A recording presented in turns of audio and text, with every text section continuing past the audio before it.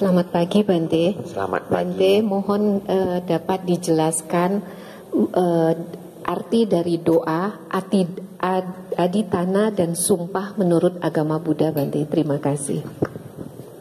Baik ya.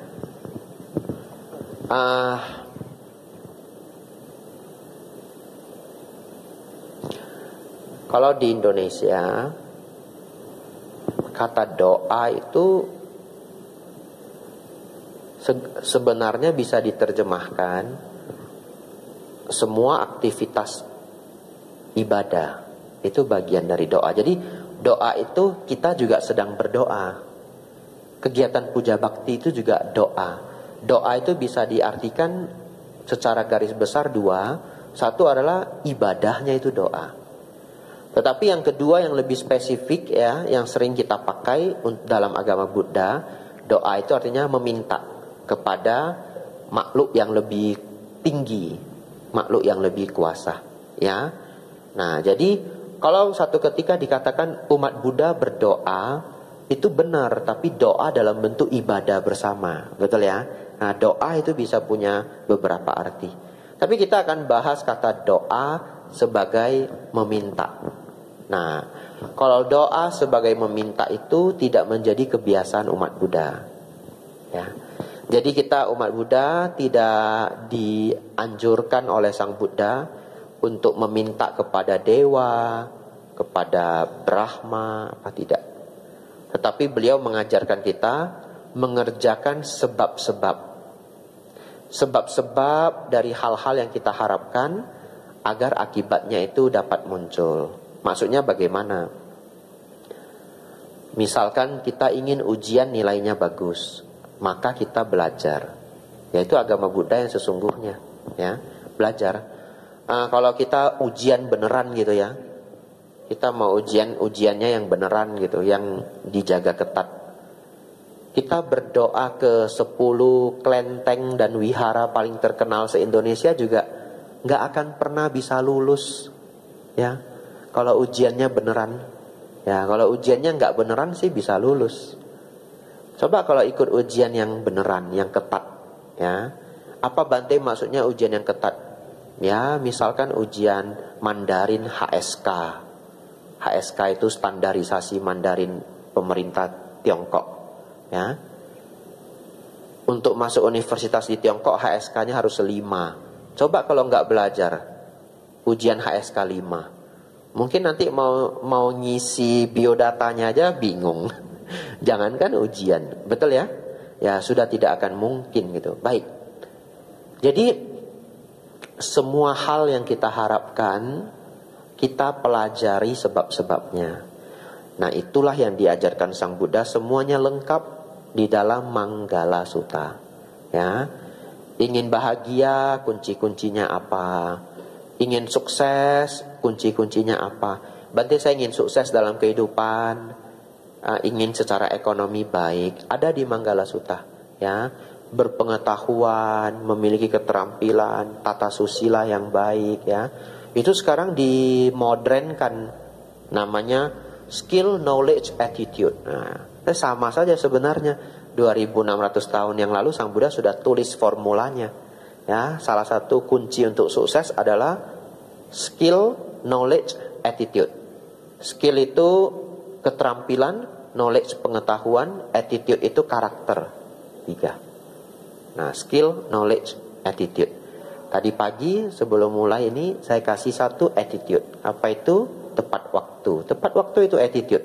Ya, Anda kalau mau kontrak besar sama orang Jepang, cobalah Anda telat 15 menit. Pulang dia Bapak Ibu. Ya, nggak jadi kontraknya. Ya, mau itu 20M juga, ya dia nggak jadi, dia pulang. Kecuali dia yang butuh kita. Nah, tapi kalau kita yang butuh dia pulang Bapak Ibu, ya. Saudara-saudari, adithana artinya membuat tekad. Nah, maknanya bagaimana? Kalau berdoa, tadi saya jelaskan, itu punya kebiasaan berpikir meminta kepada makhluk yang lebih kuat, lebih tinggi, ya. Dewa, Brahma. Kalau umat Buddha tradisional, bahkan berdoa meminta kepada Sang Buddha. Tapi kalau adithana bagaimana Bante? Adithana itu kita cukup bertekad, tidak minta sama siapa-siapa. Ya, cukup bertekad saja. Semoga saya perlu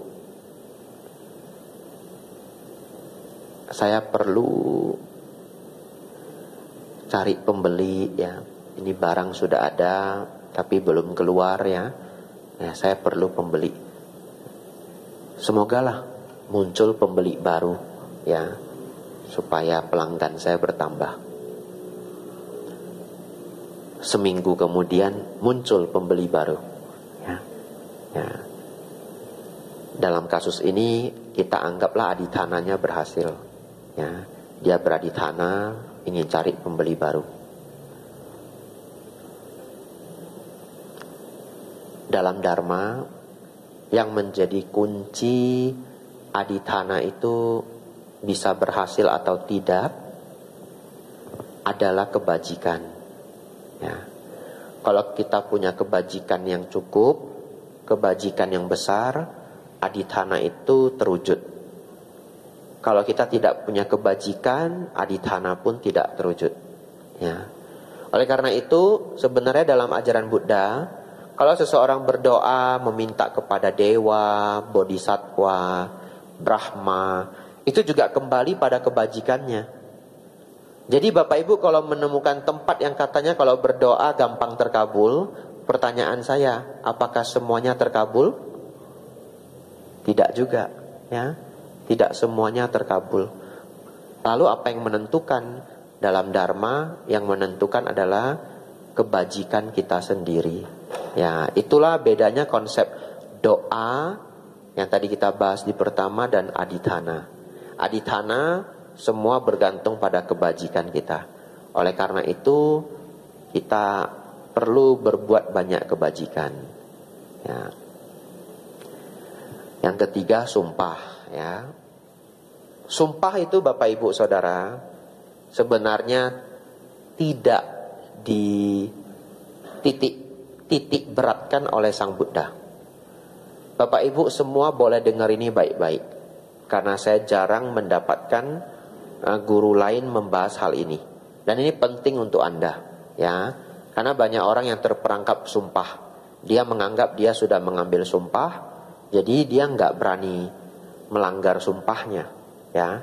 Saudara-saudari, di dalam ajaran Sang Buddha beliau tidak pernah menitik beratkan sumpah. Karena kalau Anda mau ikutin sumpah Anda, mungkin Anda tidak bisa 100% maju dalam Dharma. Maksudnya apa? Barangkali Bapak Ibu dulu pernah lahir jadi tentara. Bukankah Anda sudah bersumpah untuk melindungi negara? Betul ya? Sekarang sudah jadi umat Buddha, mukul nyamuk pun enggak, mukul semut pun enggak. Bagaimana bisa membunuh musuh? Betul? Anda sudah melanggar sumpah Anda sendiri loh. Bagaimana kalau tiba-tiba satu ketika ingatan lampaunya muncul lagi? Keingat, oh saya dulu tentara yang membela negara A. Anda sudah bersumpah loh. Setelah ingatan lampau Anda kembali, apakah Anda kembali jadi tentara di negara A ikut berperang membunuh orang? Atau Anda memilih tetap di balik papan menjalankan Dharma dengan baik? Apa yang Anda pilih Bapak Ibu? Banyak yang jawab balik papan, langgar sumpah. Ya, langgar sumpah, Anda sudah langgar sumpah. Contoh lainnya, dikatakan kita sudah lahir mati tidak terhitung jumlahnya, betul? Pernah tidak Anda bersumpah, saya akan bersamamu selamanya? Coba. Ada? Harusnya ada ya. Ini pinter langsung jawab tidak tahu ya. Tapi secara logika harusnya ada. Lalu di kehidupan ini Anda mau bertekad menjadi biku. Begitu Anda menjadi biku, langgar sumpah enggak? Langgar. Oleh karena itu saya mengatakan Sang Buddha sesungguhnya tidak menitik beratkan sumpah. Yang Sang Buddha titik beratkan adalah kemajuan batin. Ya. Yang paling penting adalah kemajuan batin, berkurangnya dosa loba moha. Nah, yang sudah lewat, ya sudah lewat, ya. Sudah tidak terhitung sumpah kita, Bapak Ibu, ya.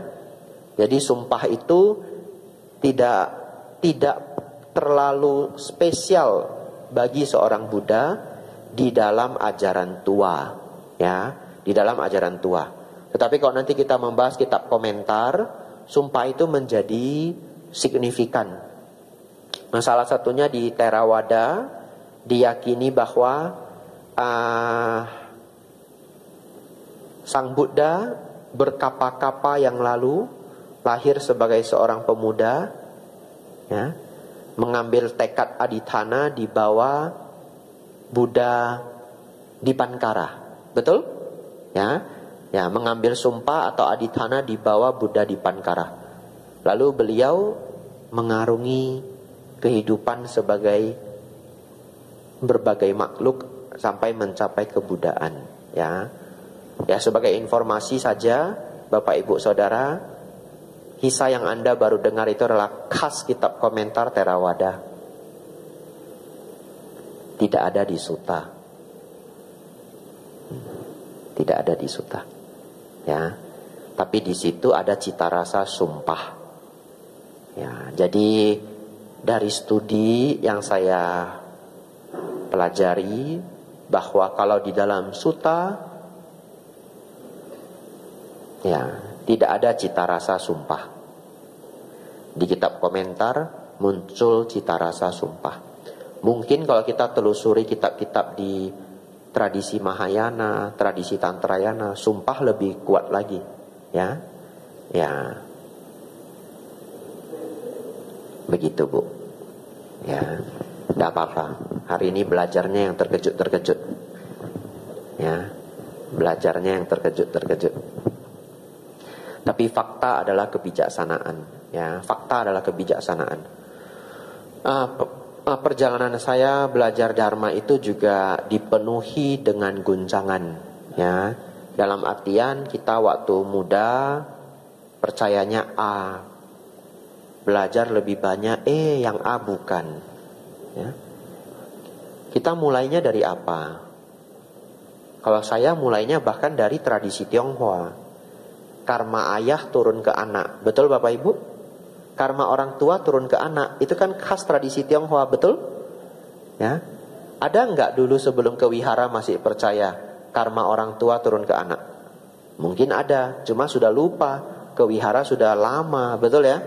Setelah datang ke wihara belajar Dharma langsung dari kitab-kitab suci, oh, karma orang tua tidak turun ke anak, ya. Tapi itu juga guncangan kecil. Nah, lanjut lagi. Kita belajar misalkan kalau seseorang meninggal gentayangan 49 hari, kan begitu ya? Setelah Anda belajar Dharma, Sang Buddha mengatakan apa? Begitu seseorang meninggal, dia lahir lagi di alam yang baru, betul? Yaitu guncangan. Dalam artian namanya belajar itu memang begitu. Belajar itu adalah kita mencari tahu yang saat ini kita yakini itu sudah pas belum, dan ada nggak penjelasan yang lebih baik. Dan dari perjalanan kita belajar, kita akan menemukan bahwa oh, yang dulu saya yakini nggak pas. Lalu Anda renungkan, oh ini belum pas. Anda renungkan, ya. Tetapi itu menjadi tanggung jawab pribadi masing-masing, karena keyakinan itu adalah milik masing-masing orang, betul ya? Ya, saya hanya menjelaskan sejauh yang saya pelajari. Ya, dalam hal ini sumpah di dalam kitab-kitab awal Sang Buddha, beliau tidak titik beratkan. Beliau titik beratkan apa, Bapak Ibu? Latihan. Ya, latihan. Ini menjadi kabar baik untuk Bapak Ibu sebenarnya. Terus terang ini jadi kabar baik. Karena saya ketemu beberapa umat yang mereka terikat oleh sumpah. Tapi saya sudah sumpah Bante. Tapi saya sudah sumpah Bante. Ya, tidak. Silakan move on. Ya, move on itu maju. Ya, maju. Apa yang sudah berlalu ya sudah. Yang kita ikuti anjuran Sang Buddha menuju tempat yang lebih terang, ya, menuju tempat yang lebih baik. Ya, saya sudah bersumpah Bante, saya akan tetap mencuri sampai akhir hayat saya. Ya, dulu kami memang hidup dari mencuri, lalu kami suami istri ambil sumpah bareng. Ini Bante, darah kita sudah dicampur di mangkok itu.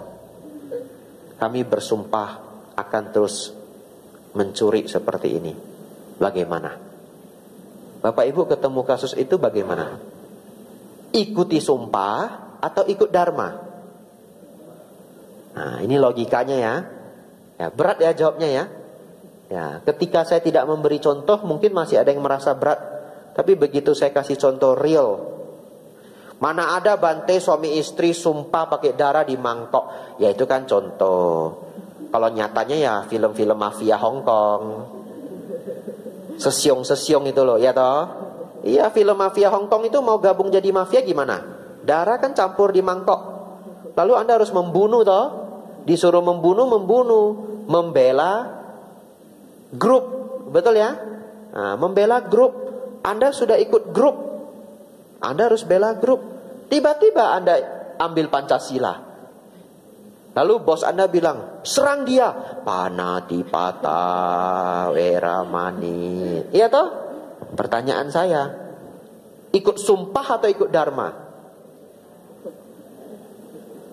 Kalau kita bijaksana ikut dharma. Terus sumpahnya gimana? Ya sudah, sumpah itu dibuat ketika kita tidak bijaksana. Betul? Sumpah itu kita ambil ketika kita masih bodoh. Setelah kita bijaksana kita tahu kalau itu keliru. Ya, memang topik ini agak berat terus terang di pikiran beberapa orang. Tapi ingat, ketika sumpah dihadapkan dengan dharma, siapa yang menang Bapak Ibu? Dharma yang menang. Ya, anumodana pertanyaannya. Ya, doa, aditana, sumpah. Ya, silahkan yang lainnya. Selamat pagi Bante. Yang mana ini? Belakang. Oh ya. Namo Buddhaya Bante. Semoga Bante sehat selalu. Saya ingin bertanya Bante. Seperti yang kita ketahui, populasi umat Buddha di Indonesia semakin kecil. Kalau tidak salah di bawah 1% untuk data tahun 2025 ini. Namun kita ketahui bersama bahwasannya untuk mencari solusi agar umat Buddha bisa semakin bertambah, salah satu adalah di bidang pendidikan. Tapi Bante, tidak gampang untuk umat Buddha mensekolahkan anak-anaknya ke sekolah Buddhis. Apakah Bante mempunyai tips sehingga umat Buddha memiliki tanggung jawab bahwasannya bisa menciptakan generasi muda yang berkesinambungan, yang berkelanjutan? Demikian Bante, terima kasih. Terima kasih ya. Waduh, ini saya mimpi apa semalam? Pertanyaannya menegangkan semua. Ya. Jawaban ini juga menegangkan. Siap-siap ya. Anda akan dapat jawaban yang Anda nggak kepikiran saya jawab begitu. Dari tadi kan Anda nggak kepikiran ya, saya jawabnya kayak belok gitu ya. Ini belok juga ini. Begini Bu. Siap-siap ya.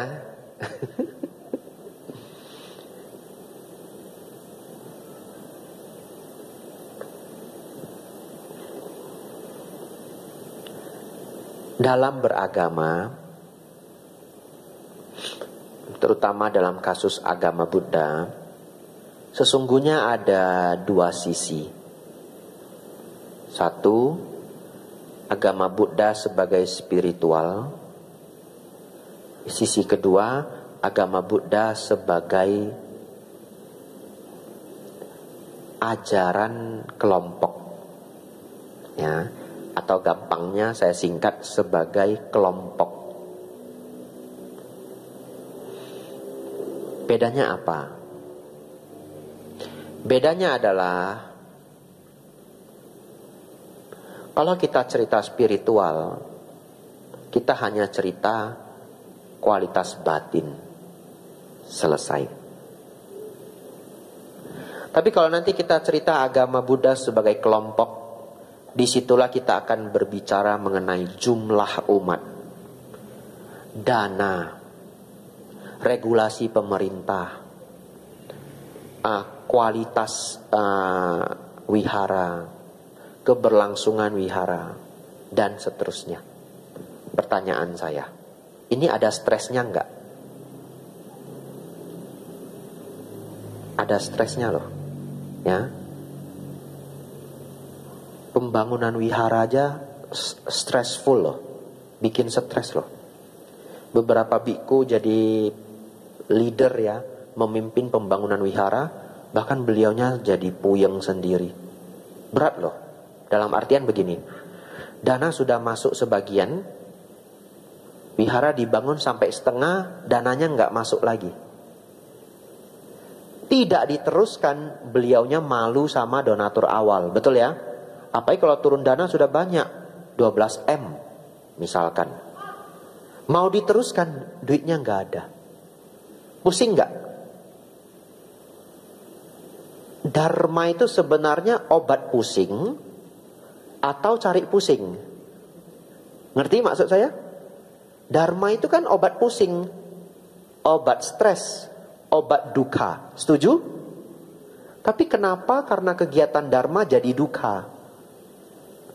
Itu sebabnya perlu kita pahami, yang sebelah kiri adalah spiritual, yang sebelah kanan adalah kelompok.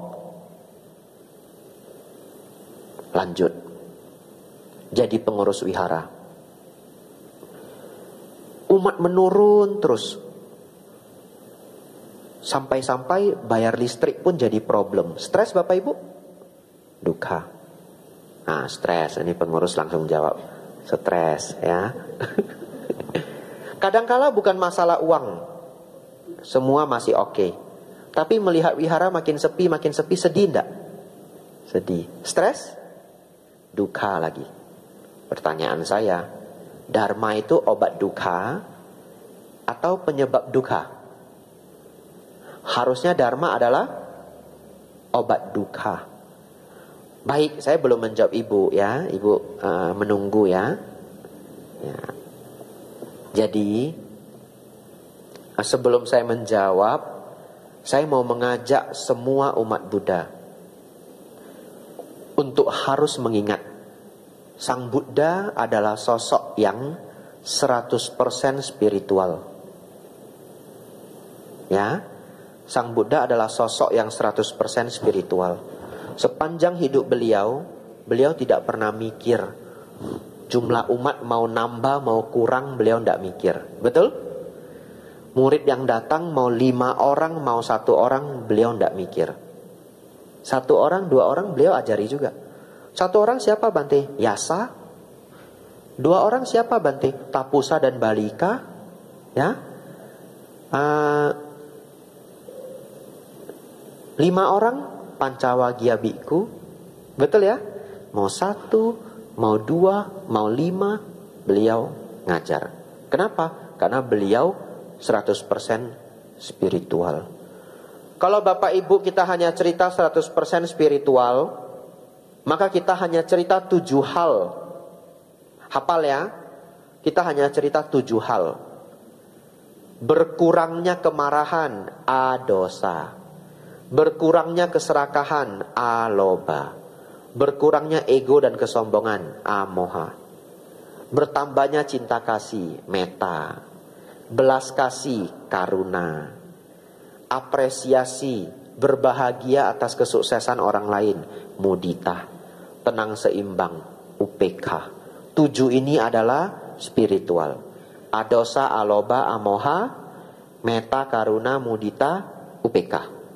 Ini kita cerita spiritual. Kalau Bapak Ibu hanya cerita spiritual, dharma akan selalu menjadi obat duka. Semakin Anda pelajari, Anda semakin bahagia. Tapi Kalau Anda memutuskan menjadi bagian organisasi, lalu Anda stres, tolong jangan salahkan agama Buddha. Ya, karena Sang Buddha awalnya itu 100% spiritual. Kita murid-muridnya yang membentuk grup, membentuk organisasi. Kadang bahkan ada kompetisi, betul? Ya, kadang bahkan ada konflik. Banyak sekali wihara itu di dalamnya ada konflik. Kenapa? Karena namanya manusia kalau disatuin, ide itu berbeda-beda, betul ya? Bukan salah wiharanya, bukan salah organisasinya. Salahnya adalah memang kalau manusia dikumpulin, itu beda ide, beda pendapat. Baik. Sekarang saya mau jawab Ibu, ya. Nanti saya gabungin Bu ya, Ibu jangan pusing ya. Ya, biar saya aja yang pusing Bu. Ya.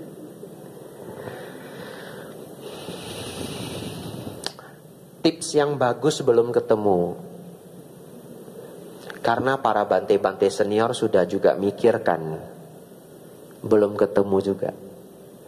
Sekolah bisa dibangun, tapi mendapatkan guru Buddhis yang berkualitas itu sulit juga. Akhirnya guru-gurunya juga belum tentu Buddhis. Lalu wihara sekolah mau dibangun secara masif juga tidak gampang. Karena umat Buddha itu senangnya berdana ke wihara, bukan membangun sekolah. Favoritnya umat Buddha sampai hari ini adalah bangun wihara. Ya, jadi kalau membuat proposal pembangunan wihara itu lebih gampang daripada pembangunan sekolah.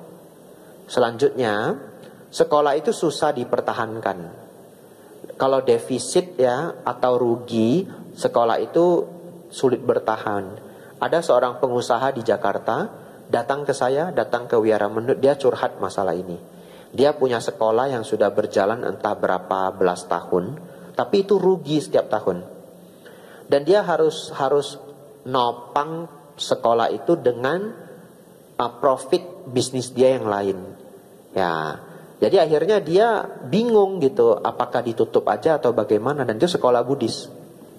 Ya, pertanyaannya, kan tidak semua orang sanggup rugi dari tahun ke tahun. Kalau ekonomi pas lagi bagus-bagusnya mungkin tidak apa-apa. Tapi ekonomi kan naik turun, betul ya?